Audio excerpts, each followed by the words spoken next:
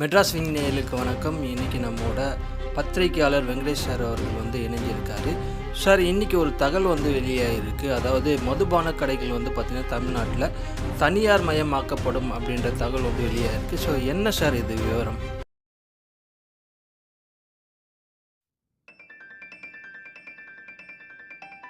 So இந்த British government பீரியடப்போ பார்த்தீங்கன்னா இந்த மது விற்பனைங்கிறது தனியார் வசம் கொடுத்துருந்தாங்க. அப்போது 1937 ராஜாஜி அவர்கள் சென்னை மாகாணம்னு அழைக்கப்படும் சுதந்திரத்துக்கு முன்னாடி. அப்போ அங்கே 1937 ராஜாஜி அவர்கள் தமிழகத்தின் முதலமைச்சராக இருக்கும்போது பார்த்தீங்கன்னா பிரிட்டிஷ் கவர்மெண்ட்டில் கொண்டு அந்த மது விற்பனை தனியிட்ட கொடுத்தது இங்கே மது விலக்கை ஏற்படுத்துகிறார். அப்போது மதுவே விற்பனை கிடையாது அப்படிங்கிற ஒரு சிஸ்டத்தை ஒன்று கொண்டு வந்துட்டாரு. 37 48 வரைக்குமே தொடருது. இது முதல்ல எங்கே கொண்டு வராங்க அப்படின்னா தமிழ்நாட்டில் சேலம் மாவட்டத்தில் தான் முதல் முறையாக மது விலக்கு ஏற்படுது. அது என்னமோ பார்த்தீங்கன்னா இந்த கல்வெட்டு பொறிக்கப்பட்டது சேலம் கலெக்டர் ஆஃபீஸில் இன்னும் பாதுகாப்பாக வச்சுருக்காங்க. நீங்கள் போய் பார்த்தீங்கன்னா தெரியும். அப்போ 47 சுதந்திரம் கிடைக்குது. 48 ராஜாஜிக்கு பிறகு ஓமந்தூரார் தமிழகத்தின் முதலமைச்சராக வர்றாங்க. அப்போ அவர் என்னென்னா ராஜாஜி உருவாக்கின மது விலக்கை பூரண மது விலக்காக கொஞ்சம் மாற்றம் செய்யப்பட்டு சுத்தமாக ஒழிக்கிறார். இது 48 1971 வரைக்குமே நடைமுறையில் இருக்குது. அப்போது கிட்டத்தட்ட 48 71 23 வருடங்கள் நடைமுறையில் இருக்குது. 67 அங்கே ஆட்சி மாற்றம் ஒன்று வருது. காங்கிரஸ் முடிஞ்சு திராவிட முன்னேற்றங்கள் ஆட்சிக்கு வரும்போது 67 அறிஞர் அண்ணா அவர்கள் முதலமைச்சர் ஆகிறாங்க. 2 வருடங்கள் பிறகு மறைந்த பிறகு கலைஞர்கள் முதலமைச்சராக போகும்போது 71 வரைக்குமே இந்த பூரண மதுவிலக்கு இருக்குது. பட் ஆனால் இங்கே கலைஞர் முதலமைச்சர் பார்த்தோம்னா தமிழ்நாடுடைய வருவாய் பெருசாக இல்லை, நிதி சுமை ரொம்ப இருக்குது. நம்ம தமிழ்நாட்டுக்கு நிறைய செய்யணும்னு பார்த்தா ஒன்றும் முடியல. அப்படிங்கும்போது தான் இந்த பூரண மது விலக்கை 71 அவர் ரத்து செய்கிறார்.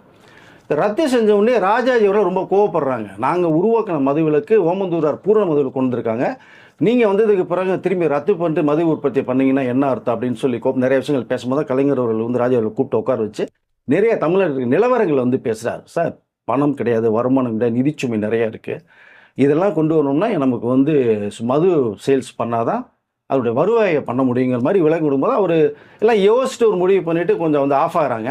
அப்போ இதில் என்ன இன்னொரு விஷயம் பார்த்தீங்கன்னா காங்கிரஸ் கவர்மெண்ட் இருக்கும்போது நிதி உதவி பண்ணுறாங்க. நிறையா மாநிலத்தில் மதுவிலக்கு ஏற்படுத்தும் போது அதில் வருவாய் இல்லை, பற்றாக்குறை, இதெல்லாம் சென்ட்ரல் கவர்மெண்ட் எடுத்து சொல்கிறாங்க. ராஜா அவர்கள் சொல்லும் போது தான் நிதி உதவி பண்ணுறாங்கிற ஒரு சிஸ்டத்தை ஏற்படுத்துகிறாங்க. பட் ஆனால் இங்கே கலைஞர் அவர்கள் சார்பாக தமிழ்நாட்டில் நிதி உதவி கேட்குங்கும் போது காங்கிரஸ் என்ன பண்ணுறாங்க அப்படின்னா புதியதாக மதுவிலக்கு அமுல் ஏற்படுத்துகிற மாநிலத்துக்கு மட்டும்தான் தர முடியுனாங்க. இது ஏற்கனவே மதுவிலக்கு இருக்கிற மாநிலம், இதுக்கு தர முடியாதுன்னு சொல்லிடுறாங்க. இங்கே தான் நிறைய விஷயம் யோசிக்க வேண்டியது. நிதி உதவி கிடைக்கல சென்ட்ரல் கவர்மெண்ட்லேருந்து, வேறு வழியே கிடையாதுன்னு சொல்லி 71 அந்த பூரண மதுவிலக்கு ரத்து பண்ணிட்டு 71க்கு பிறகு மது விற்பனை அது தமிழில் சேல்ஸ் ஆரம்பிக்கிறது. அப்போது 71 74 வரைக்குமே ஒரு 4 வருடங்கள் போது. அப்புறம் கலைஞர்கள் திடீர்னு என்ன யோசித்தாரோ என்னன்னு தெரியாது, 74 திரும்பி மீண்டும் இந்த மது விலக்கை அதை ஏற்படுத்திடுறாங்க. அப்போ 74 81 வரைக்குமே மது விலக்கு இருக்குது. இங்கே திரும்பி ஒரு ஆட்சி மாற்றம் வருது. 1977 எம்ஜிஆர் அவர்கள் அண்ணா திராவிட முன்னேற்றத்தை உருவாக்கி 1977 தமிழகத்தின் முதலமைச்சராக மாறுறார். அப்போது 77 81 வரைக்கும் எம்ஜிஆர் அவர்கள் முதலமைச்சர் இருக்கும்போதே பார்த்தோம்னா மதுவிலக்கு இருந்துக்கிட்டு இருக்கு. ஆனால் இங்கே கள்ளச்சாரம் நிறையா பெருகிருச்சு. கள்ளச்சாரம் ஒரு பக்கம் வர ஆரம்பிச்சிருச்சு.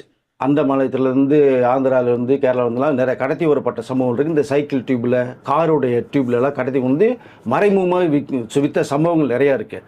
ஏன் நம்ம இங்கே சென்னை பார்த்தீங்கன்னா ராமாபுரம்னு இப்போ உங்களுக்கு ஃபுல்லாக சிட்டி ஆகிடுச்சு. ராமாபுரத்தில் கள்ளச்சார காய்ச்சல் மிகப்பெரிய வியாபாரம் நடந்துச்சு. ஸோ வலசரவாக்கம் அங்கே கள்ளச்சாராயம், ஒவ்வொரு ஊர்லேயுமே கலாச்சாரம் நிறையா பண்ணின சம்பவங்கள் இருக்குது. இதை பேஸ் பண்ணி தான் 3 ஒரு படமே பார்த்தீங்கன்னா அலெக்ஸ் பாண்டே ரஜினி படம் வச்சு கள்ளச்சாராய காய்ச்சலை கோஷித்து படமே பேஸே பண்ணியிருப்பாங்க அதில். ஸோ இந்த கள்ளச்சாராயம் பெருக பார்த்தோம்னா ஒரு வழி இல்லாமல் இதை விட்டோம்னா நிறைய பாதிப்புகள் நிறைய வருது. குடிச்சிட்டு இறந்து போன நிறைய பேர், கண் பார்வை பறிபோன நிறைய பேர், நிறைய குடும்பங்கள் கஷ்டப்படுற சூழ்நிலை வரும்போது பார்த்தோம்னா எம்ஜிஆர் யோசிக்கிறாங்க, சரி இப்போ கள்ளச்சாராயத்தை ஒழிக்கணும்னா மீண்டும் நம்ம மது விற்பனை கொண்டு வந்தால் தான் இது நிவர்த்தி வரும். அப்படிங்கிற மாதிரி தான் அவர் என்ன பண்ணுறாருன்னா IMFLன்னு சொல்லி 1983 இந்த மது உற்பத்தி செய்கிற தனியார்கிட்ட ஒப்படைக்கிறாங்க. பட் அரசு அதை கொள்முதல் செய்யும். அப்போது சாராய கடைகள் நிறையா ஏலம் விடப்படுது. அப்போ நிறைய பேர் கவர்மெண்ட் லைசன்ஸ் வாங்கிட்டு சாராய கடைகள் ஓப்பன் பண்ணதை பார்த்துருப்பீங்க. இன்னமும் கேரளா போனீங்கன்னா கல்லுக்கடைகள் லைசன்ஸோடு இருக்கும், சாராய கடை லைசன்ஸோடு இருக்கும். ஒரு பக்கம் பார்த்தீங்கன்னா விஸ்கி பிராண்டி பார்னு ஒரு பக்கம் லைசன்ஸோடு நடந்துட்டு. பட் ஆனால் தமிழ்நாட்டில் கல்லும் கிடையாது, சாராயமும் கிடையாது, இப்போ கிடையாது. ஸோ அப்போது அந்த சாராயம் வந்து நிறைய பேர் வாங்கி நிறைய பேர் கோட்டி லட்சாதிபதியில் மாறினவங்க நிறைய பேர் இருக்காங்க. எடுத்துக்காட்டு அரசியலில் நிறைய பிரமுகர்லாம் மாறினாங்க. ஸோ அப்போ இது மாறும்போது அப்போ எம்ஜிஆர் அவர்கள் வந்து யோசிக்கிறாங்க. அப்போது 1983 தான் டாஸ்மாக் அப்படிங்கிற அந்த பேரில் வந்து எம்ஜிஆர் அவர்கள் வந்து தமிழக அரசுடைய அந்த பெயரை உருவாக்கி அந்த மதுலாம் கொள்முதல் பண்ணி அரசே செயல்படும், ஸோ கடைகள் நடத்தி லைசன்ஸ் கொடுக்க மாதிரி ஒரு விஷயத்தை பண்ணும்போது அது ஓரளவு நீட்டெலாம் கரெக்டாக போயிட்டு இருந்த ஒரு பீரியடில் எம்ஜிஆர் 1987 மறைவு வருது. இப்போ 83 திரும்பி ஒரு ஆட்சி மாற்றம் வருது. அப்போது டாக்டர் கலைஞர் அவர்கள் வந்து தமிழக முதலமைச்சரை திரும்பி வராங்க. அப்போ எம்ஜிஆர் அவர்கள் கொண்டு வந்து இந்த டாஸ்மாக் அப்படிங்கிற பேரை எடுத்துட்டு டாஸ்கோ விற்பனை அப்படின்னு சொல்லி மாற்றினாங்க. எப்பவுமே இந்த ஆட்சி மாறும்போது முந்தைய ஆட்சிகள் கொண்டு வந்த பேர்லாம் மாறும். இப்போ டாஸ்கோ கொண்டு வர்றாரு. அப்போ 1990 வந்து மலிவு விலை சாராயம், அதாவது இந்த பாக்கெட்டில் குறைந்த விலையில் விற்பாங்க. உங்களுக்கு இப்போ இடையில தண்ணி பாக்கெட்டில் விற்றாங்க பார்த்தீங்களா, உங்களுக்கு சின்ன ஒரு பாக்கெட்டில் 100 ml 200 mlன்னு அது கொண்டு வந்து வைக்கிறாங்க. திடீர்னு பார்த்தா 2 வருஷம் தான் முதலமைச்சர் ஆகிறாங்க. 1990 மீண்டும் ஆட்சி மாற்றம் வருது. அப்போது செல்வி ஜெயலலிதா அவர்கள் வந்து தமிழகத்தில் முதலமைச்சராக வர்றாங்க. அப்போ வரும்போது பார்த்தோம்னா இந்த சாராயம் விற்றுட்டு இருந்தாங்களே, பாக்கெட்டில் விற்றாங்கல்ல சாராயம், அதை கம்மி விலையில் குறைஞ்சி விற்றுட்டு இருக்கும்போது அதை வந்து அந்த சாராயத்தை ஒழிக்கிறார். அவர் சாராயத்தை முற்றிலுமாக ஜெயலலிதா அவர்கள் வந்து ஒழிச்சிட்டாங்க. அப்போ என்ன பண்ணலாம் அப்படிங்கும்போது தான் திரும்பி வந்து இந்த டாஸ்மாக் எங்கிட்டு இருக்கு இல்லையா, இப்போ கலைஞரே டாஸ்கோ கொண்டு வந்துட்டு அது சரியாக ரவலாம் திரும்பி டாஸ்மாக்னே மாற்றினார். இப்போ டாஸ்மாகில் வந்து ஜெயலலிதா அவர்கள் வந்து அரசு வந்து மது உற்பத்தி பண்ணாது, பட் அது ப்ரைவேட்டில் கொடுத்துட்டு அதை கொள்முதல் பண்ணி இவங்க கடைகள் மூலம் ரன் பண்ணுவாங்க. அப்படிங்கும்போது இந்த கடைகளில் நிறைய பேர் வந்து தனியார் வசமும் போகுது. அப்போ கட்சி சார்பாக நிறைய பேர்கள் வந்து ஒரு பேரில் வந்து லைசன்ஸ் எடுத்து ஒரு கடை பண்ணோம்னா அவங்களுடைய பினாமி பேரில் நிறைய எடுத்து பண்ண சமூகம் இருக்குது. ஒரு ஏரியாவில் 10 கடை தான், 10 கடையும் அந்தந்த ஏரியாவில். எப்படி இப்போ நம்ம உள்ளாட்சி தேர்தல் வந்து இந்த வார்டு கவுன்சிலர் வட்டம்ன்றது மாதிரி அந்தந்த ஏரியாவுக்கு அந்தந்த கடையில் அரசியல் இன்ஃப்ளூயன்ஸை வச்சு லைசன்ஸ் வாங்கி ரன் பண்ண விஷயத்த நம்ம பார்த்துருப்போம். ஏகப்பட்டது சம்பாரிச்சாங்க, லைஃப் செட்டிலானாலும் நிறைய பேர் இருக்காங்க. அப்போது 2003 வரைக்கும் இது வந்து இயங்குது. 1991 2003 வரைக்குமே கிட்டத்தட்ட ஒரு 12 வருடங்கள் வந்து தனியார் வசம் இருந்து கடையில் அவங்கவுங்க பேர் லைசன்ஸ் பண்ண. இப்போ டாஸ்மாக் மட்டும் தான் இப்போ இருக்கும். அப்போல்லாம் பார்த்தீங்கன்னா உங்கள் பேரில் தான் உங்கள் பேரில் ஒன்று இருக்குது, அவருன்னா அவர் பேர், இவர் அவங்களோட சொந்த பேரில் தான் உங்களுக்கு அந்த மதுக்கடையில் பேரே உங்களுக்கு இயங்கிட்டு இருக்கும். இன்னமும் நிறைய இடத்துல அந்த பேர் அழியாமல் கூட இருக்குது. நீங்கள் பார்த்தீங்கன்னா வலசரவாத்தில் போனீங்கன்னா நிறைய பேர்னா ஒரு மாதிரி கவர்ச்சிகரமாக பேர்லாம் வச்சுருப்பாங்க. ஸோ அது 2003 யோசிக்கிறாங்க. அப்போது நிறைய கட்சியை கொடுத்து கட்சிக்கு ஒரு கெட்ட பேர் வந்துச்சு, நிறைய பேர் சம்பாரிச்சாங்க, ஒருத்தரே சம்பாரிச்சு பண்ணாங்க. அரசுக்கு அதில் பெரிய நிறைய லாஸ் வர்றது மாதிரிலாம் ஒரு விஷயம் வரும்போது தான் ஜெயலலிதா அவர்களை யோசித்துட்டு 2003 டாஸ்மாக் முழுமையாக, அதாவது தனியார்ட்டு எல்லாத்தையுமே கேன்சல் பண்ணி முடிச்சுட்டு 2003 அரசுடைய நேரடி பார்வையில் கொள்முதல் செய்யப்படும், விற்பனை செய்யப்படும் அப்படிங்கிறத கொண்டு வந்தாங்க. அப்போ கிட்டத்தட்ட பார்த்தீங்கன்னா 7000 கடைகள் வந்து திறக்கப்பட்டுச்சு. ஸோ 2003 ஜெயலலிதா அவர்கள் மாற்றம் செய்யப்பட்டு உருவாக்குறது இப்போ 2026 வரைக்குமே அந்த சிஸ்டத்தில் தான் போயிட்டுருக்கு. 23 வருடங்களாக ஒரே சிஸ்டமேட்டிக்காக போகுது. இப்போ ஸோ தனியார் ஆலையில் தயாரிக்கிற மது வாங்கி அரசு கொள்முதல் பண்ணி அது இங்கே இருக்கிற கடைகளுக்கு அரசு செயல்படும். அது அரசு அங்கே டாஸ்மாகில் வேலை செய்கிறவங்க பார்த்தீங்கன்னா அரசு ஊழியர்களாக நீங்கள் இந்த மாற்றம் செய்யப்பட்டு அவர்களுக்கு வந்து மாத சம்பளம் நிர்ணயிக்கப்பட்டுச்சு உங்களுக்கு அதை. ஸோ அப்போது 7000 கடைகளாக இருந்தது. சில ஆட்சிகள் மாறும்போது கொஞ்சம் கொஞ்சமாக கடைகள் குறைச்சாங்க, 200 கடை 300 குறைக்கப்பட்ட சம்பவங்கள் இருக்குது. இப்போது 26 வரைக்குமே இந்த சம்பவம் நடந்துகிட்டு இருக்கு. இப்போது 2026 தமிழகத்தின் முதலமைச்சராக விஜய் அவர்கள் வந்து பதவியேற்ற பிறகு இந்த அவர் முக்கியமான எடுத்ததே பார்த்தீங்கன்னா 3 விஷயத்த மக்கள்கிட்ட சொன்னாங்க. லஞ்ச ஒழிப்பு, ஊழல், போதை கலாச்சாரம், இதை முற்றிலுமாக நான் ஒழிக்கணும், பெண்கள் பாதுகாப்பு, குழந்தைகள் பாதுகாப்பு ரொம்ப முக்கியம், இதுதான் முக்கிய குறிக்கோளாகவே அவர் பேசின விஷயம். அப்போது இந்த லஞ்சத்தையும் ஊழலையும் இப்போ கிட்டத்தட்ட 90% ஒழிச்சிட்டு இருக்கார்.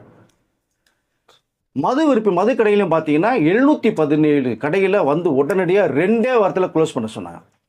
அப்போ அதில் வேலை செய்கிறவங்கலாம் என்ன பண்ணுறதுன்னா, ஒன்றும் பயப்படாதீங்க, உங்களுக்கு மாற்று வேலைகள் ஏற்பாடு செய்யணும்னு சொல்லி அவர்கள் அங்கேயே போட்டு எல்லாம் இது பண்ணி அவர்களுக்கு ஒரு சொல்யூஷன் பண்ணி கொடுத்தாங்க.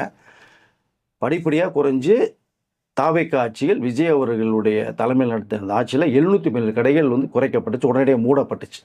இப்போது 4048 கடைகள் வந்து இப்போ இயங்கிக்கிட்டு இருக்கு, ஸோ சில்லறை கடைகளாக. இப்போ இங்கே தான் என்ன வருது அப்படின்னா, மீண்டும் தனியார் வசம் வந்து கொடுக்கலாம் அப்படிங்கிற ஒரு விஷயம் வந்து கலந்து ஆலோசிக்கப்பட்டிருக்கு. இப்போ அமைச்சர்கள் கூட்டம் நடந்தது. விஜய் அவர்கள் தலைமையில் நிறைய விஷயங்கள் அதிகாரிகள் ஐஏஎஸ் ஆஃபீஸில் கூட்டு வச்சு நிறைய விஷயங்கள் பேசினாங்க. இது ஏன் தனியார் வசம் போகுது அப்படின்ற ஒரு விஷயத்தை எடுத்துக்கிட்டு நம்ம பார்வையில் இப்போது அரசின் கீழ் இயங்குகிற அந்த நிறைய பார் இருக்குது. அது அந்த அந்த டாஸ்மாக் கடையிலே பக்கத்தில் பார் இருக்கும். பார் இருந்தீங்கன்னா அவங்க ஏசி ரூம் போட்டாங்கன்னா 50 ரூபா 1 ஹவருக்கு, 2 மணி நேரத்துக்கு 100 ரூபா.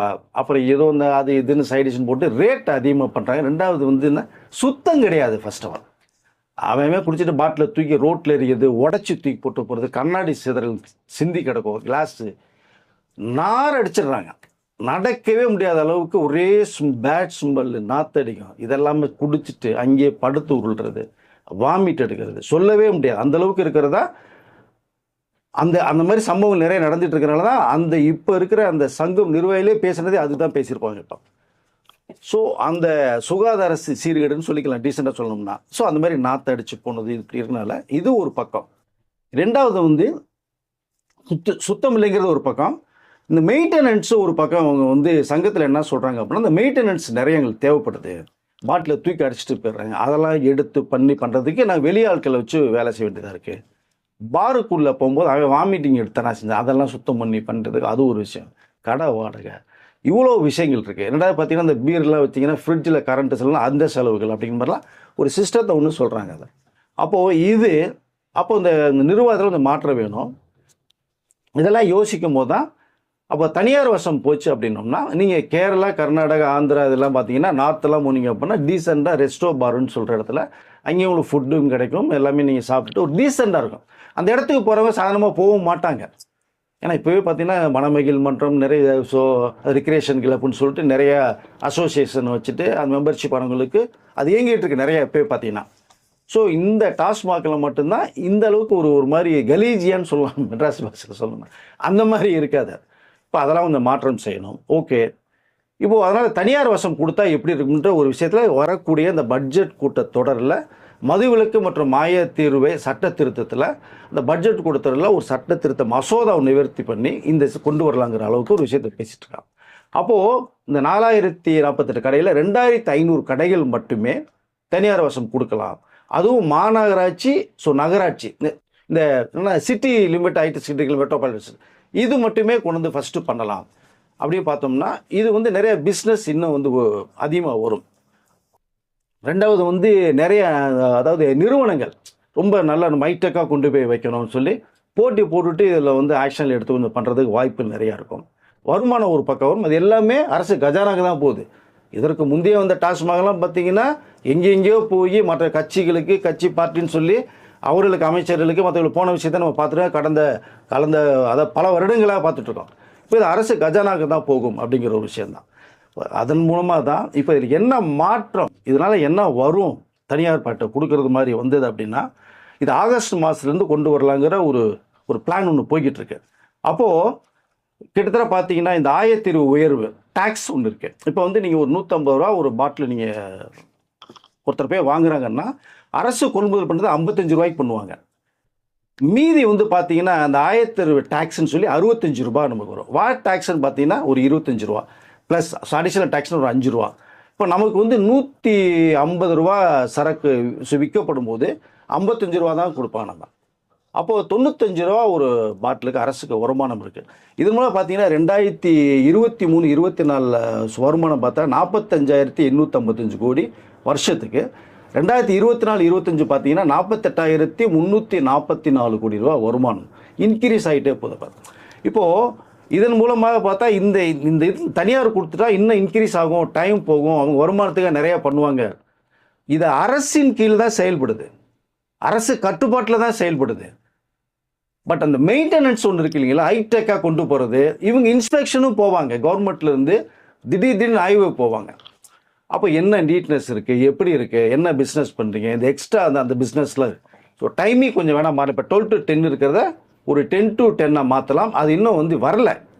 ஸோ இந்த ஒரு பிளானிங்கில் போய்கிட்டு இருக்கு. அப்போ அந்த டாஸ்மாகருடைய அரசு அந்த ஊழியர் சங்கமே சொல்ல போகிறதுனா, நாங்கள் சுத்தமாக கடையில் முறைகள் ரொம்ப சந்தோஷம்தாங்க. பட் இது இந்த மாதிரி இருக்கும்போது நாங்கள் 24 வருடமாக 15,000 18,000 சம்பளத்துக்கு வேலை செஞ்சோம். இப்போ இருக்கிற அரசுகள் அதாவது எங்களுக்கு சம்பளம் உயர்த்தி பண்ணும்போது 25% வந்து விஜய் அவருடைய கவர்மெண்ட்டில் இன்க்ரீஸ் பண்ணியிருக்காங்க. அப்போ 24 வருஷமாக வந்து இருந்த சம்பளத்துக்கு பண்ணும்போது அந்த எக்ஸ்ட்ரா வருமானங்கள் நிறைய வந்துருந்து கண்டுக்கல. இந்த அரசு கொடுக்குற வருமானம் அவங்களுக்கு டீ சாப்பிட்றது பிரியாணி சாப்பிட்றதுக்கு இருந்திருக்கும் போல் இருக்குது. இப்போ தான் அவங்களுடைய ஃபீல் பண்ணுறாங்க. அப்போ நாங்கள் வந்து பாட்டிலுக்கு எக்ஸ்ட்ரா வாங்காமல் கொள்ளாமல் நாங்கள் விற்கிறது ரெடியாக இருக்கோம். இந்த பணியாளர்களுக்கு மாற்றம் செய்வது எங்களுக்கு வந்து இந்த அரசு வந்து வேறு வேலையை கொடுத்து எங்களுக்கு பண்ண வேண்டிய சூழ்நிலைக்கு வரும்போது அரசு எங்களை எல்லாமே ஓகே சொல்லிட்டாங்கிற விஷயத்த சங்கம் நிர்வாகிகள் சொல்கிறாங்க.